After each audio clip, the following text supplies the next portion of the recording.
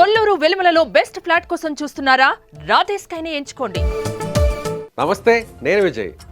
తెలుగు రాష్ట్రాల్లో జాతీయ స్థాయిలో ఇప్పుడు ఒక టాపిక్ మీద పెద్ద చర్చ నడుస్తుంది. అదేంటంటే చిరంజీవి గారు ఇక రాజకీయాల్లోకి రారు. సో గత కొన్ని రోజుల నుంచి చూస్తున్నాం, మెగాస్టార్ చిరంజీవి తిరిగి మళ్ళీ పాలిటిక్స్లోకి రీఎంట్రీ ఇవ్వబోతున్నారు, రాజ్యసభ సభ్యత్వాన్ని తీసుకోబోతున్నారు, బీజేపీకి అనుబంధంగా జనసేనకు సపోర్ట్గా ఆయన పనిచేయబోతున్నారు, తిరిగి మళ్ళీ కేంద్ర మంత్రిగా కాబోతున్నారు, కాదు ఆయన ఉపరాష్ట్రపతి అవ్వబోతున్నారు, దేశ రాజకీయాల్లో చాలా కీలకంగా ఉండబోతున్నారు, ప్రధానమంత్రి మోదీకి అమిత్ షాకు చాలా దగ్గరగా ఉన్నారు. సో ఇదంతా కూడా ఏపీలో తెలంగాణలో జనసేన స్ట్రాంగ్ అవడం కోసం బ్యాక్ ఎండ్లో బీజేపీ ద్వారా చిరంజీవి గారు పనిచేయబోతున్నారు. ఇలా రకరకాల వార్తలు విన్నాం. వాటన్నిటికీ ఫుల్ స్టాప్ పెట్టేశారు మెగాస్టార్ చిరంజీవి. అని ఏమన్నారంటే, నేను సినిమాకే అంకితం అవుతున్నాను, రాజకీయాలకు చాలా రోజుల నుంచి దూరంగా ఉన్నాను, చాలా సందర్భాల్లో కూడా చాలామంది మీడియా మిత్రులు కూడా చెప్తూ వచ్చారు. సో చిరంజీవి మళ్ళీ రాజకీయాల్లోకి రాబోతున్నారు, ఆయన మళ్ళీ తిరిగి బీజేపీకో లేకపోతే ఇంకొక పార్టీకో ఆయన దగ్గరగా ఉన్నారు అంటూ బీజేపీ పేరు ఎక్కడ కూడా ఆయన చెప్పకపోయినా పెద్దవాళ్లకు దగ్గరగా ఉంటున్నానంటూ కూడా ఆయన ఈ సందర్భంగా చెప్పారు. అంటే చిరంజీవి ఇంకొక మాట కూడా అన్నారు అక్కడ. ఆయన ఏమన్నారంటే, నా లక్ష్యాలకు ఆశయాలకు తగ్గట్టుగా పనిచేసే వ్యక్తి పవన్ కళ్యాణ్ ఉన్నాడు ఆల్రెడీ అంటూ కూడా ఆయన చెప్పుకొచ్చారు. అంటే మన రాజకీయ వారసుడిగా చెప్పకనే చెప్పేశారు చిరంజీవి, అది పవన్ కళ్యాణ్ అని. ఇప్పటికే పవన్ కళ్యాణ్ని బీజేపీ ఓన్ చేసుకుంది. ముఖ్యంగా కూటమి ప్రభుత్వం తిరిగి ఏపీలోకి అధికారంలోకి రావడానికి ప్రధానంగా పవన్ కళ్యాణే ప్రధాన కారకుడు అనే విషయాన్ని ప్రత్యేకంగా మనం చెప్పాల్సిన అవసరం లేదు.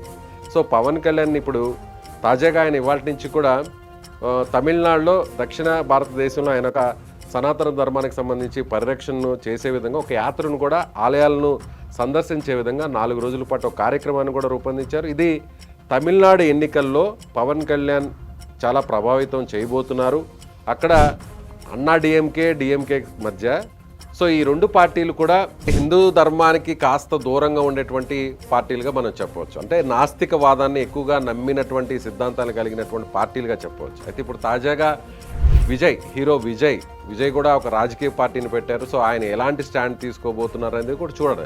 అయితే అక్కడ తమిళనాడుకు సంబంధించినటువంటి ప్రభుత్వానికి సంబంధించిన ఉప ముఖ్యమంత్రిగా ఉన్న స్టాలిన్ కుమారుడు ఉదయనిధి స్టాలిన్ కొన్ని వ్యాఖ్యలు కూడా చేశాడు. సనాతన ధర్మం అనేది ఒక ట్రాష్ అంటూ కూడా, ఆయన ఒక జబ్బు లాంటిదంటూ కూడా ఆయన గతంలో వ్యాఖ్యలు చేశారు. దాన్ని ఖండించారు పవన్ కళ్యాణ్. ఇప్పుడు పవన్ కళ్యాణ్ ఇదంతా ఎందుకు చెప్తున్నా అంటే, పవన్ కళ్యాణ్ని జాతీయ స్థాయిలో ఆయన చరిష్మాను, ఆయన సేవలను వినియోగించుకోవాలని చూస్తుంది ఎన్డీఏ. అయితే ఇప్పుడు చిరంజీవి కూడా చాలా క్లియర్ కట్గా ఒక ఇన్ఫర్మేషన్ ఇచ్చేస్తాడు. ఏం చెప్పేశారంటే, so already Pawan Kalyan prove అవుతున్న లీడర్, ఆల్రెడీ ప్రూవ్డ్ ఉప ముఖ్యమంత్రిగా ఆయన ఏంటో, సో ఏపీలో ఆయనకున్నటువంటి స్థానం ఏంటో, రాజకీయాల్లో ఆయనకున్నటువంటి గుర్తింపు ఏంటో ప్రత్యేకంగా చెప్పాల్సిన పని లేదు.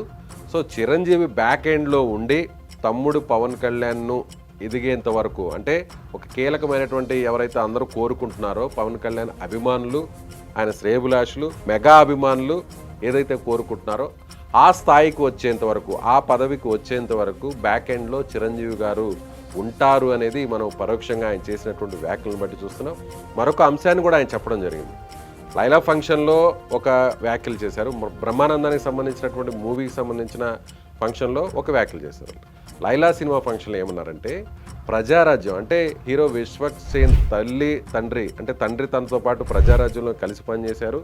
సో వీళ్ళతో ఉన్నటువంటి అనుబంధం ఇప్పటిది కాదు, ప్రజారాజ్యం ఇప్పుడు జనసేనగా అవతరించింది, సో ప్రజారాజ్యం కొత్త అవతారమే జనసేన అంటూ కూడా ఆయన కొన్ని వ్యాఖ్యలు చేశారు. సో ఆ తర్వాత కొన్ని రోజుల వ్యవధిలోనే, 2 రోజుల వ్యవధిలోనే బ్రహ్మానందానికి సంబంధించినటువంటి సినిమా ప్రమోషన్ ఫంక్షన్లో ఆయన మాట్లాడడం జరిగింది.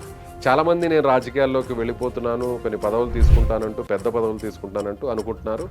కొంతమంది పెద్దలతో నేను సఖ్యతగా ఉన్నాను కాబట్టి అది సినిమా ఇండస్ట్రీ కోసమే, సినిమా ఇండస్ట్రీ డెవలప్మెంట్ అవడం కోసమే అంటూ చెప్పకనే చెప్పేశారు చిరంజీవి. సో చాలా క్లారిటీ ఇచ్చేశారు.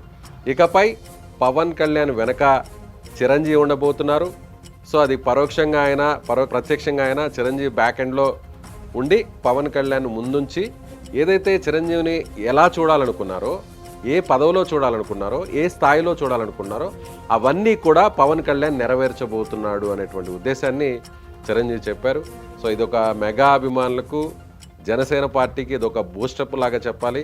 సో చిరంజీవి ఇక క్రియాశీలకంగా ఉండకపోయినా కూడా పవన్ కళ్యాణ్ వెనక రాజకీయంగా ఆయన పూర్తి సపోర్ట్ ఉండబోతుందనేది మనం ఖచ్చితంగా చెప్పవచ్చు. సో ఈ వీడియో మీద మీరేమనుకుంటున్నారు? చిరంజీవి కామెంట్స్ మీద ఏమనుకుంటున్నారు? సో భవిష్యత్తులో పవన్ కళ్యాణ్ ఏ స్థాయి వరకు రాజకీయాల్లో అయినా వెళ్ళే అవకాశం ఉంది. ఖచ్చితంగా కామెంట్ చేయండి, లైక్ చేయండి.